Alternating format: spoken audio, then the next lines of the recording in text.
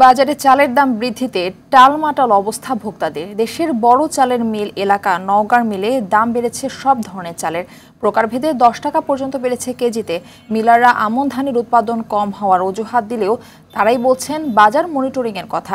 আর ভোক্তারা বলছেন সপ্তাহে সপ্তাহে নানান অজুহাতে চালের দাম বেড়েই চলেছে। শুধু চাল নয়, নিত্য প্রয়োজনীয় সকল পণ্যের দাম বৃদ্ধিতে বিপাকে পড়েছেন স্বল্প আয়ের মানুষেরা।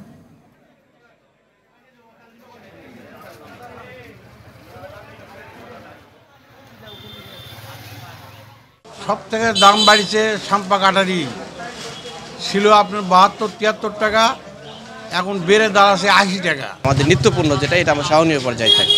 নিম্ন মধ্যবিত্ত যারা সংসার তাদের জন্য খুবই কষ্টকর।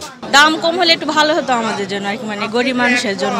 তাহলে ক্রয় ক্ষমতার বাইরে চলে যাচ্ছে, আমাদের পয়সা করি বেশি লেগে যাচ্ছে আমাদের। আমরা চাচ্ছি সবাই যে চালের দামটা কমুক।